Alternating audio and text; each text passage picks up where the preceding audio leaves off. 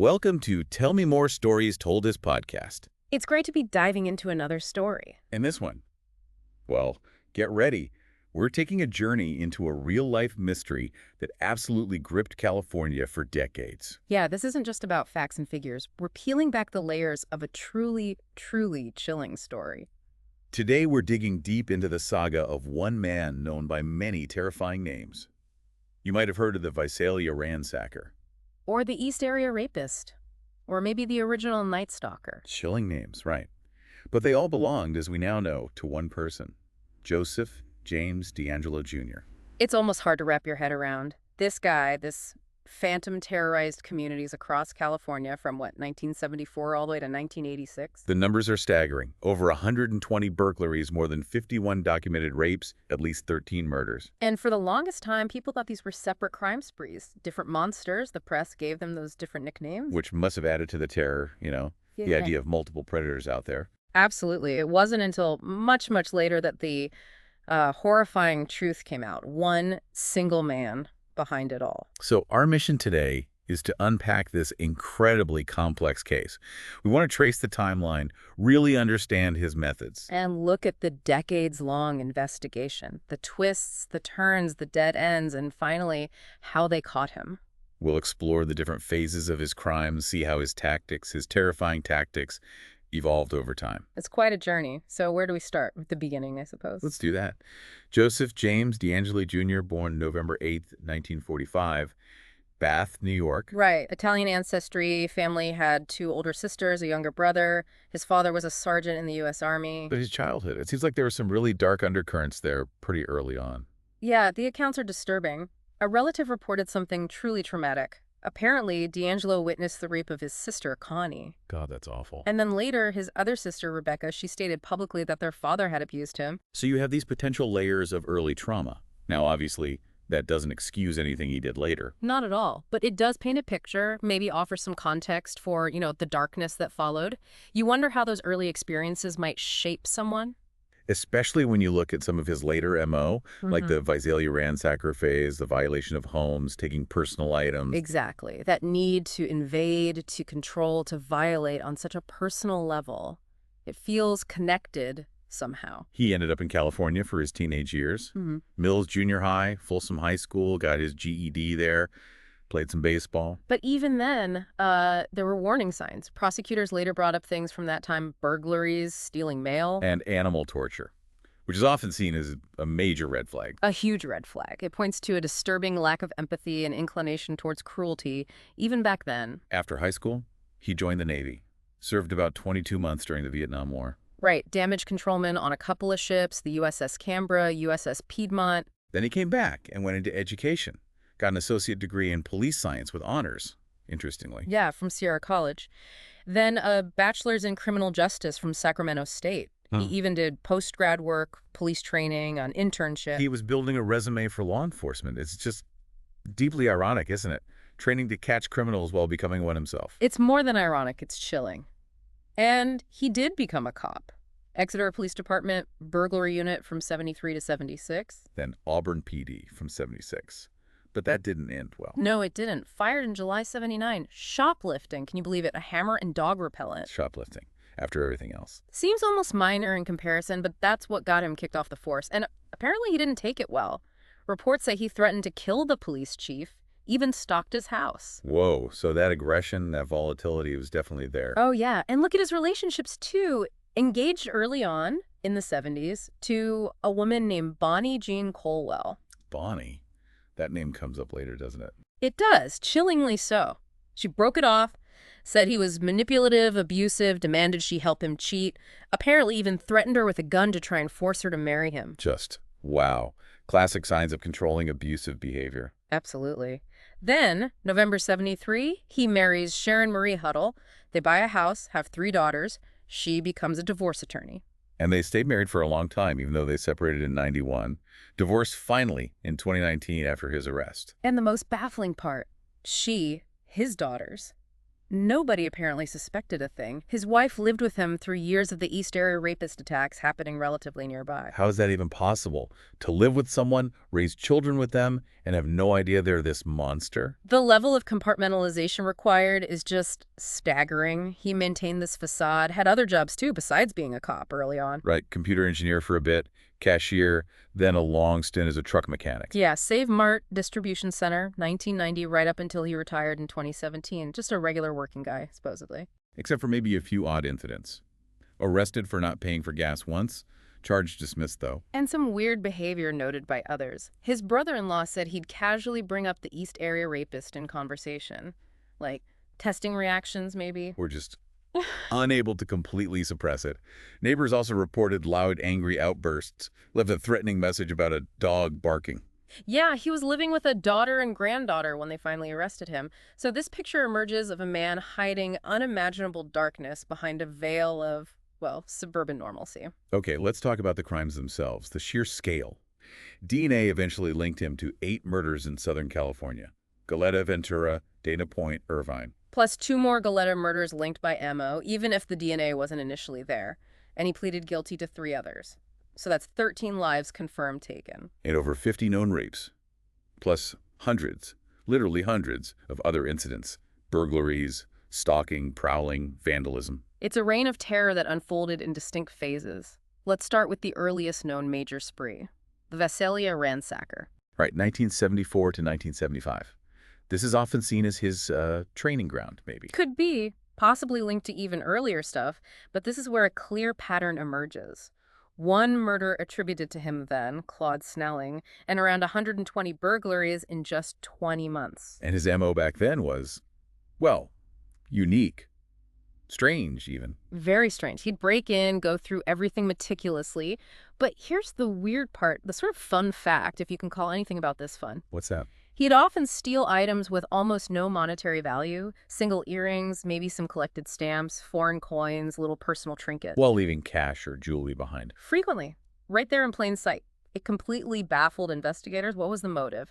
It seemed less about profit and more about violation, taking mementos. It adds this layer of psychological disturbance, doesn't it? He wasn't just stealing, he was invading and collecting. Yeah, and he'd arrange things, display items sometimes, always left escape routes open, wore gloves, he was careful, methodical. He also used those warning items you mentioned, stacking things up. But it wasn't just burglary. There was violence even then. The murder of Claude Snelling. September 75. Snelling confronted him, trying to kidnap his daughter. DeAngelo shot him twice, then assaulted the daughter before escaping. A stolen bike found nearby. Horrific. And then shooting a detective. Yeah, Detective McGowan, December 75. During a stakeout, masked suspect pretended to give up, then shot at him, got away, left behind a flashlight, shoe tracks, dropped loot. So the potential for lethal violence was clearly there from early on. Absolutely. He eventually pled guilty to the Snelling murder years later, in 2020. The burglaries, though, statute of limitations had run out. Okay, so that's Visalia. Then he seems to move. And the crimes, they change drastically. We enter the East Area Rapist phase. We do, 1976 to 1979. He's in the Sacramento area now, Carmichael, Citrus Heights, Rancho Cordova initially. And the focus shifts terrifyingly to rape. His MO evolves too, becomes more predatory, more planned. Definitely more planned, more sinister. He started stalking middle-class neighborhoods, looked for one-story homes, often near escape routes like canals or parks. Women alone at first. And the reconnaissance sounds intense. Believed to have unlocked windows, planted bindings before the attacks. Yeah, and he'd often make phone calls, taunting calls, sometimes silent calls, before he struck. Later, he started targeting couples more often. How did the attacks themselves typically unfold? Break-ins, usually through windows or sliding doors, woke victims with a flashlight beam in their eyes, threatened them, usually with a handgun.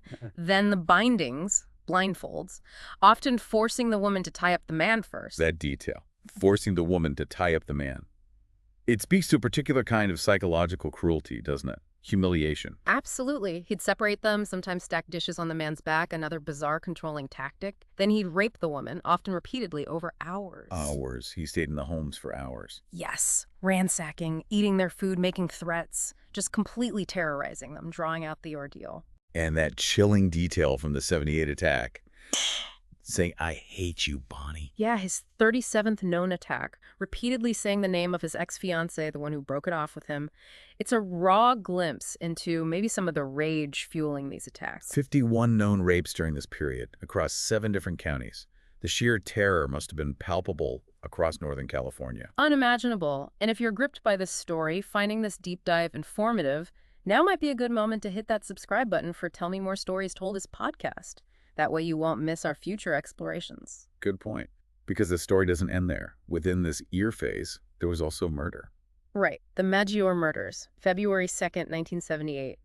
Brian and Katie Maggiore, a young couple, shot dead walking their dog in Rancho Cordova. An area where ear had been active. Exactly. The proximity, plus a shoelace found nearby that seemed similar to ligatures used by ear, raised suspicion. It took years, but by 2016, the FBI felt confident ear was the killer, and DeAngelo pleaded guilty to it in 2020. So the Visalia Ransacker becomes the East Area Rapist, and then he moves south, and the name changes again. Yes. The final, deadliest phase. The original Night Stalker, or ONS, roughly 1979 to 1986.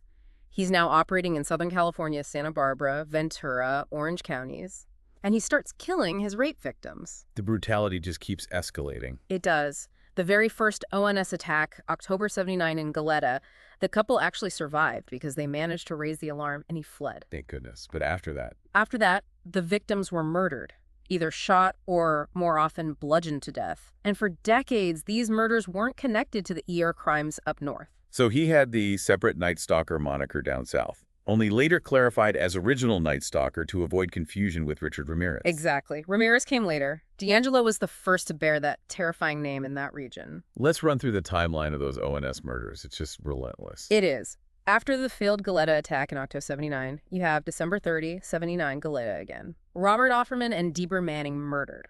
March 13th, 1980, Ventura, Charlene and Lyman Smith. August 19th, 1980, Dana Point.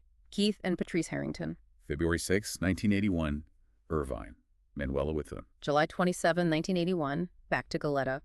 Cherry Domingo and Gregory Sanchez. About a gap, almost 5 years before the last known attack.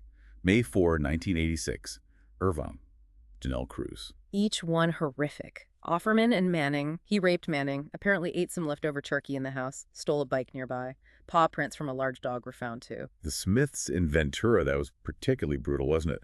Bludgeoned with a log from their own fireplace. Yeah, and bound with drapery cord tied in a specific knot, a diamond knot. That knot became a key link later on, connecting back to some ear cases. The Harringtons, also bludgeoned, with them too. Her husband was initially under suspicion, even got threatening calls after the murder, supposedly from the killer, before DNA cleared him. Domingo and Sanchez, bludgeoned. Some fibers found suggested the attacker might have worked as a painter or in construction, and Janelle Cruz, the last victim, raped and bludgeoned, possibly with a pipe wrench, while her family was away. Just a decade of escalating horror across the state. And then, after 1986, silence. Silence for decades.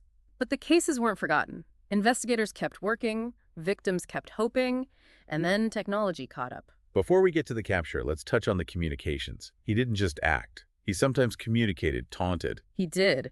There were written things like the Excitement's Crave poem sent to the Sacramento Bee and others in 77, taunting, hinting at more crimes. And some disturbing items found near an attack scene and 78 homework pages, a map marked punishment. Very strange. Yeah, seems like maybe something personal, something from his past bubbling up, but the phone calls were maybe even more chilling. Calls to police, calls to victims. Yeah. March 77, calls to the sheriff. I'm the East Side Rapist, followed by laughter. December 77, calls to police, you're never going to catch me. Threats to strike again, warnings about specific locations. He called victims too, didn't he? Years later sometimes. He did. Threatening calls to one of the first victims in 78. Called another victim at her workplace in 82. Spoke to another in 91, background noise suggested he had kids by then. And that final reported call in 2001, after an article linked ear and ONS, asking a victim, remember when we played? Pure sadism. Just absolute terror inflicted long after the physical attacks. So the investigation, initially separate tracks, right? Visalia, ear, ONS. Exactly. It took time, painstaking work comparing MOs, physical descriptions, evidence like the diamond knot, to start linking them. The EARONS acronym didn't even really come into use until around 2001. DNA was obviously huge. California's database started getting hits, linking some of the ONS murders to ear rapes. That was massive. Then Michelle McNamara's work, coining the name Golden State Killer to raise public awareness across all the different phases, that really helped reignite interest. 2016 saw a renewed push, FBI involved, a reward offered. But the big break came from something new. Forensic genetic genealogy. Using public DNA databases like GED Match, investigators uploaded the killer's DNA profile, found distant relatives, and started building family trees backward and forward. Incredible detective work using genealogy like that. Absolutely groundbreaking. They narrowed it down, zeroed in on DeAngelo based on age, location, other factors. Then they needed his DNA to confirm. And they got it surreptitiously. Yeah, from his car door handle, from trash he discarded, they got a sample, tested it, and it was a match after more than 4 decades for some of these crimes. Just amazing persistence. He was arrested April 24, 2018. Must have been surreal for him after living this double life for so long. Apparently, post-arrest, he made some strange statements about an inner personality, a Jerry who made him do it. Trying to deflect blame even then? Seems like it. But faced with the evidence, and to avoid the death penalty, he pleaded guilty on June 29, 2020. Pled guilty to 13 murders and 13 kidnapping charges, and admitted to dozens of uncharged rapes as part of the deal. Yeah, ensuring he'd be held accountable for the scope of his crimes, even those beyond the statute of limitations for prosecution. He was sentenced August 24th, 2020. Multiple consecutive life sentences, no possibility of parole. Gave a brief, apparently insincere apology. And now he's incarcerated at California State Prison, Corcoran, in protective custody, likely for the rest of his life. The story of Joseph James DeAngelo. It's just such a chilling reminder, isn't it? Of the darkness that can hide right beneath the surface of a seemingly normal life. Absolutely. His decades of terror left this indelible mark, these deep scars on so many lives, so many communities. But the ending, his capture through this innovative forensic science, it does underscore that relentless pursuit of justice, never giving up on a cold case. It really does. The power of persistence and the power of science. So when you think about this whole saga, what does it all mean? It raises huge questions, doesn't it? About trauma, about hidden lives, about how we detect crime. Definitely. And about the nature of evil itself, maybe? How someone could compartmentalize and carry out such horrors for so long? And here's something to really sit with, a final thought maybe. Yeah. Think about the victims and the survivors. Their resilience, their strength after facing unimaginable horror. And their fight for decades to keep these cases alive, to see justice done. It's an incredible testament to the human spirit. Absolutely. What can we really learn from their experiences? Yeah. About healing, about community, about supporting survivors of trauma. It's something profound to consider long after we stop talking.